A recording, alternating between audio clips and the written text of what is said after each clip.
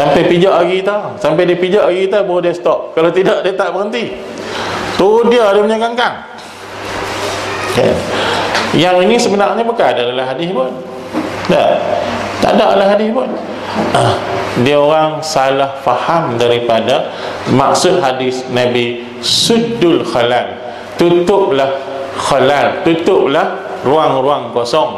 Bukan tutup ruang kosong yang itu. Ruang kosong maknanya kalau boleh masuk seorang lagi boleh masuk, yang tu kena tutup. Sebab tu ulama kata tutup ruang kosong ni, boleh kita tengok ada ruang seorang boleh masuk, kena tutup. Tu ruang kosong. Kalau renggang sikit, yang tu bukan ruang kosong, yang tu memang ada sedikit ruang. Dan Nabi pun suruh kita samakan bau. Bukan Nabi suruh sampai rapat berotuh bau. Nabi suruh hazi bainal manakib, samakan bau kita dengan bau orang sebelah. Berotuh baju sikit-sikit tu, tak apa lah, maknanya kita dah rapatkan saf, dah samakan saf. Kan? Kita tengok hadis Nabi muka surat 5. Rasulullah sallallahu alaihi wasallam. Baik, kita baca yang atas dulu. Makruh mengangkangkan kaki sehingga bertemu dengan kaki makmum sebelah kanan, makmum sebelah, kerana ini boleh mengurangkan khusyuk solat kita dan mengganggu tumpuan solat orang lain. Dia punya kangkang sampai duk berotuh kaki kawan, kan? Yang ini juga makruh kerana apa? Satu, menghilangkan khusyuk solat kita, mengganggu tumpuan khusyuk solat orang lain, kan? Dia boleh buka lagi, tak sampai kena kaki kawan ni, dia buka itu lah. Kan?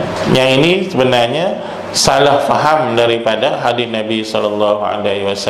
Baik, kita tengok hadis itu. Aqimu sufufakum fa inni arakum min wara'i dhahri. Hadis sahih Bukhari, tuan-tuan dan puan.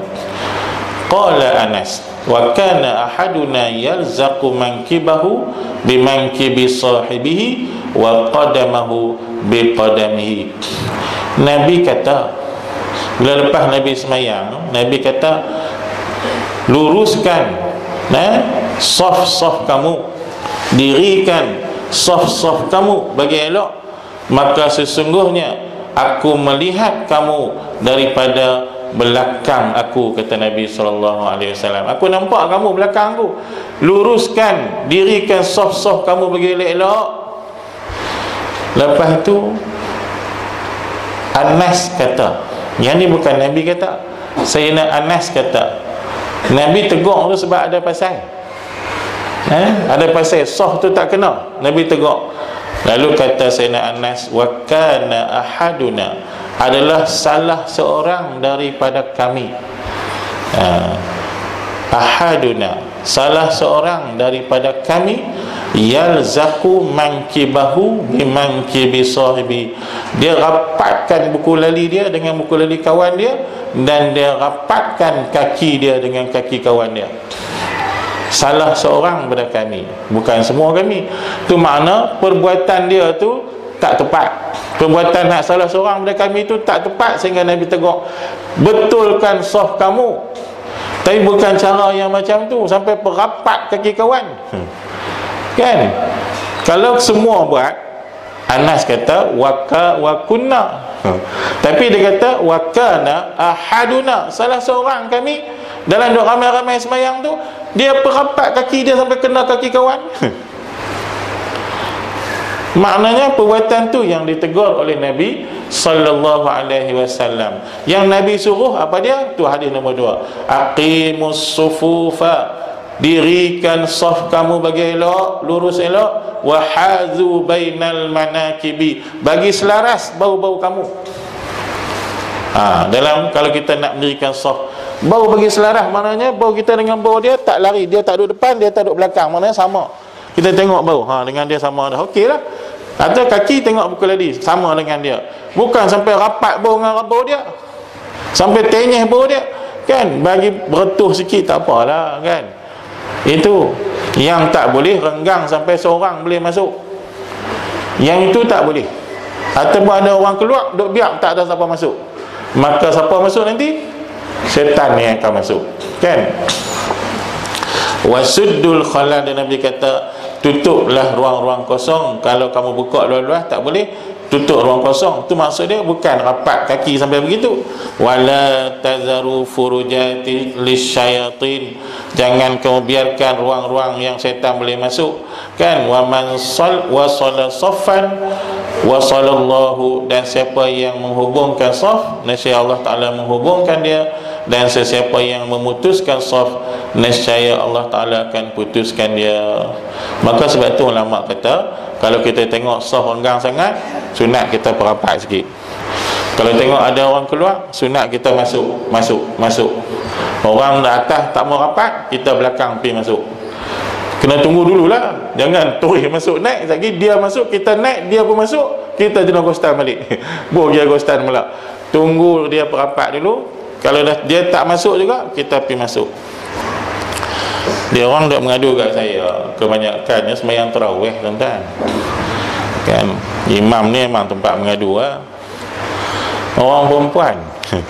Dia berkata orang perempuan ni, dia kata ustaz, bila seorang lari kan, dia pun biar tempat tu, siapa pun tak mau pergi hadapan, siapa tak mau pergi, biar kosong. Kawan tu lari pula, saya biar pula. Tak boleh, kena tutup. Bila ada orang keluar, masuk. Bila ada orang keluar, orang belakang masuk. Bila ada orang depan lari keluar, orang belakang masuk. Kena tutup. Kalau tidak, kalau orang tak masuk, iblis lah yang akan masuk di situ kan. Jadi itu yang dimaksudkan oleh Nabi sallallahu alaihi wasallam. Baik, itu habis tentang berdiri dan cara kita nak letak kaki kita. Dan berdasarkan hadis yang lain tuan-tuan dan puan-puan, Nabi ni dalam sembahyang kalau boleh setiap anggota dia nak bagi menghadap kiblat. Nabi, sehingga kan kalau Nabi sujud, nanti cerita bab sujud nanti, kalau boleh lah dia nak lipat jari-jari dia tu semua menghadap kiblat. Lima jari kaki tu Nabi nak bagi menghadap kiblat, dia tekan bagi menghadap kiblat. Ini Nabi SAW. Dia duduk tahiyat awal pun dia akan buat macam tu. Kalau kita mampu buat, kalau tak mampu, berapa jari yang mampu. Sebab kadang-kadang kalau orang gemuk tak boleh, dia nak lipat, patah nanti. Jadi tekad mampu. Maka waktu berdiri betul sama juga. Jangan berdiri kaki kita congek kot tu. Bagi kalau boleh, bagi semua jari-jari kita, anak-anak jari kaki itu menghadap kiblat. Renggang satu jengkai, tapi kaki kita betul macam tu. Jangan sengit kot tu kalau boleh. Tapi kalau dah semula jadi semula jadi agak tak apalah, sikit-sikit kan, sikit-sikit lari tak apalah. Tapi kalau eloknya bagi jari itu menghadap kiblat. Itu yang disukai oleh Nabi SAW. Baik, sunat bersunat pula dah. Itulah mengantuk baca. Sunat bersugi sebelum solat.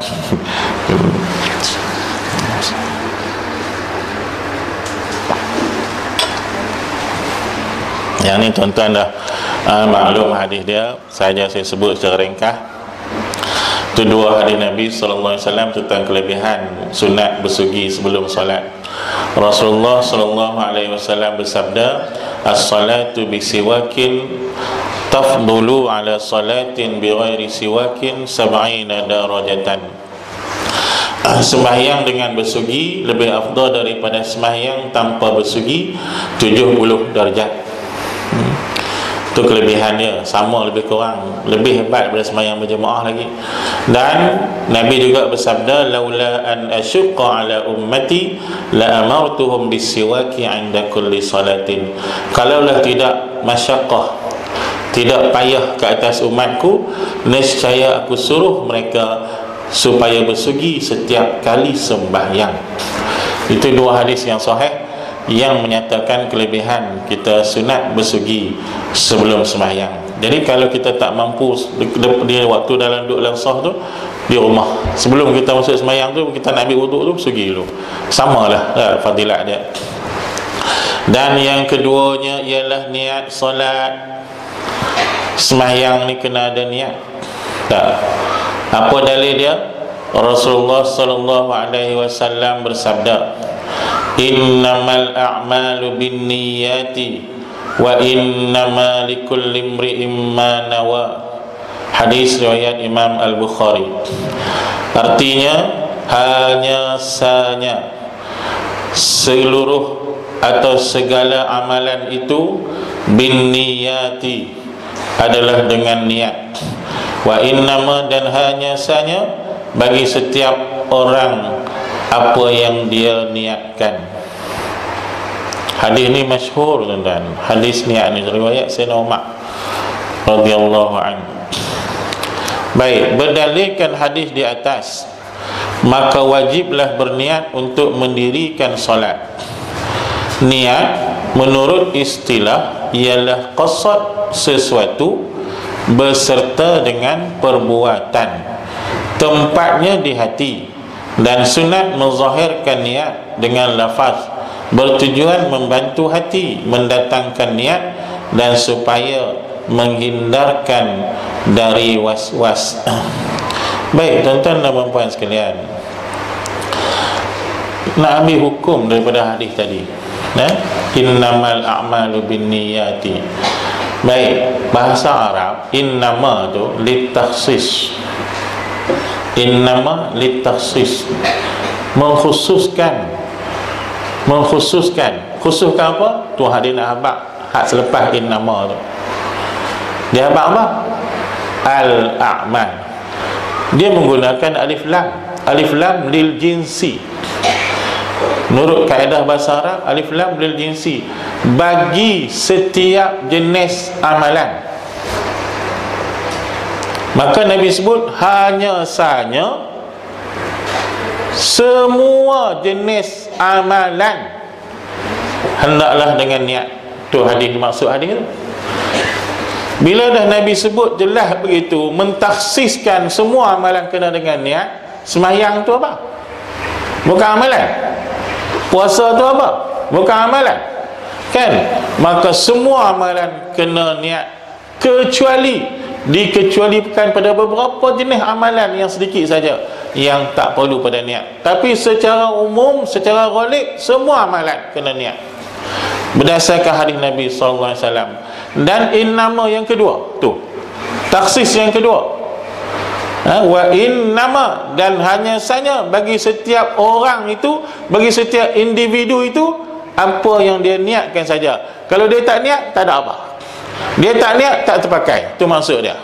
Yang dia niat, dapat. Dia tak niat, tak dapat. Maka bila dah Nabi bagi pengkhususan ni macam tu, tak dapat tidak, mestilah sembahyang kena niat. Kalau tak niat, tak sah. Ni hukum yang ulama ambil daripada hadis Nabi sallallahu alaihi wasallam. Baik, dah kata semayang tu Nabi kata kena niat. Bukan kata semayang semua amalan Nabi kata kena niat. Niat tu macam mana? Niat tu apa? Kan? Niat tu apa? Niyati. Maka niat ini, tu kata ulama, ialah qasdus syai'i muqtarinan bi fi'lih. Maksud niat tu ialah kita qasad nak buat satu benda berserta dengan kita buat benda tersebut. Yang tu baru niat. Sebab tuan-tuan dan puan, bahasa Arab ini tinggi, sastra dia luah, maksud dia dan luah fahaman dia. Kita ni kadang-kadang semua borong buh dalam satu, kan? Borong semua masuk dalam satu. Bahasa Arab tak, asing-asing maksud dia. Niat, azam, cita-cita tak sama.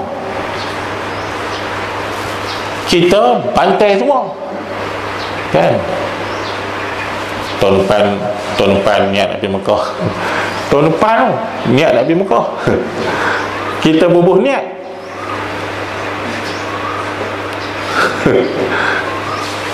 Yang tu tuan-tuan baru cita-cita, kan?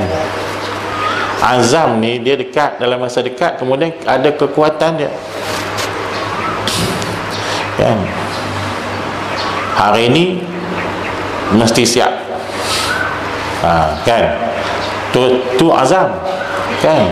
Hari ni mesti siap, satgi mesti sampai, kan? Tu azam, tapi tak sampai lagi, kan? Yang niat, yang waktu tu kita buat, kena waktu tu kita buat, tu niat. Kalau kita kata ni aku nak pergi semayang, sagi nak pergi semayang, sagi nak semayang Jumaat, yang itu baru azam, kan? Baru azam. Kalau kata esok nak semayang, yang tu baru angan-angan, cita-cita esok semayang, kan? Kita ambil wudu, sagi nak semayang, yang tu baru cerita-cita. Ambil wudu, sagi nak semayang, baru cita-cita. Nabi tak habaq kata innamal a'zamu, hanya sahaja azam itu amalan kena azam. Nabi tak kata. Nabi khususkan amalan dengan niat. Nabi tak kata amalan kena dengan azam. Nabi tak kata amalan kena dengan cita-cita. Sebab tu kalau sebelum kita masuk semayang, niat dulu, lepas tu dalam takbir tak ada niat, tak sah, sebab kita mendahului, kita berazam, maka azam tu tak ada dalam hadis. Maka niat hendaklah berserta dengan perbuatan kita masuk semayang. Sebab Nabi sebut niat, Nabi tak kata azam, Nabi tak kata at-tamanni, cita-cita. Tu kena faham maksud hadis Nabi sallallahu alaihi wasallam. Maka ulama bahas panjang tuan-tuan dan puan sekalian tentang makna ini. Yang kata kenapa niat tu kena waktu takbir ihram, kenapa? Kerana maksud niat yang Nabi kata tadi tu, kan? Maka kalau tak ada niat waktu takbir ihram tu, masuk hak nombor 2 tu, perangan nombor 2 tu, wa innama likulli imri'in ma nawa, hanya sahaja bagi setiap individu apa yang dia niatkan. Kalau dah tak ada niat, tak ada lah jadi ibadat, kan? Dia tak ada niat semayang, Allahu Akbar, tak ada niat semayang, tak semayang, sebab dia tak ada niat semayang. Itu yang maksud dia, kena ada niat. Jadi niat itu ulama dah bahas dah apa makna niat dalam bahasa Arab, ialah kita qasad sesuatu benda beserta dengan kita buat benda sebut, yang tu baru nama niat. Kalau yang belum tu, nama dia azam. Yang belum pada tu, hak duk cita-cita, nama dia tamanni. Tu bahasa Arab. Jadi hak bahasa Melayu tu tak tepi dulu. Itu hak kita cakap biasa, yang tu lain, kan? Mak duk pasang niat lama dah, kalau dapat duit pencen ni, mak nak bagilah kat hampa seorang sikit. Tu bahasa Melayu, tak apalah, sah untuk bahasa Melayu. Dan tapi rupanya mak cita-cita lama dah sebenarnya, kan? Bila dapat duit ni, mak nak bagi kat hampa seorang sikit. Sebenarnya betul ni kena begitu, tapi tak apa, dah bahasa Melayu cakap begitu. Tapi jangan terjemah pada hukum, kan? Apa salahnya kita nak niat awal-awal sebelum sembahyang, niat dulu, kan? Tak boleh. Sebab apa? Makna niat menurut bahasa Arab lagu lain, seperti mana yang kita duk cakap dalam bahasa Melayu kita, puan-puan dan tuan-tuan. Tak apa, nak sebut puan-puan dulu tak marah, pasal mereka ramai, kena sebut mereka dulu. Majoriti, kan? Tak melawak. Baik, maka niat itu tidak memadai kecuali berserta dengan takbiratul ihram. Maka sebab itulah tak boleh, tak memadai, melainkan bersama dengan takbiratul ihram, sebab dia kena berserta dengan perbuatan kita mula masuk sembahyang. Tempat niat di mana? Di hati. Yang ni dah ulama bahas dalam semua kitab, ulama tulis habis dah. Tempat dia wa mahalluhu al-qalbu, tempat dia di hati. Makna kalau kita niat saja dari hati kita semayang, kita tak sebut di mulut pun sah dah, sebab niat tu hendaklah ada di hati kita. Dan ulama kata sunat kita zahirkan niat kita dengan mulut kita. Sebab apa? Nak membantu mendatangkan, menghadirkan niat dalam hati kita, dan supaya nak membantu menghindarkan was-was waktu niat di dalam hati kita. Ini kaedah-kaedah yang ulama bina daripada apa? Daripada hadis Nabi sallallahu alaihi wasallam juga, tuan-tuan dan puan sekalian. Macam kita bayar fitrah lah. Bayar fitrah, tuan-tuan, Lah ni kan, orang keluar resip tu, orang keluar resip fitrah, dia ada tulis di resip tu kan, inilah wang Pulau Pinang punya bagi menggantikan kan, inilah wang bagi menggantikan harga beras fitrah yang wajib atas saya pada tahun ini kerana Allah Ta'ala. Yang itu lafaz bayar zakat fitrah. Yang kalau betul-betul nak bayar zakat fitrah, tak lafaz pun tak apa, yang betul-betul niat tu. So sebenarnya kalau kita pi kat mana-mana amil yang nak terima zakat fitrah, pi ambil, bawa duit RM7, pi suruh kat dia, balik, sah. Weh, dia kata, kau kata, weh, mainlah akad dulu awak. Kalau tak akad tak boleh lah. Ni saya dah niat sedekah, dah niat dah bagi, sah dah kan.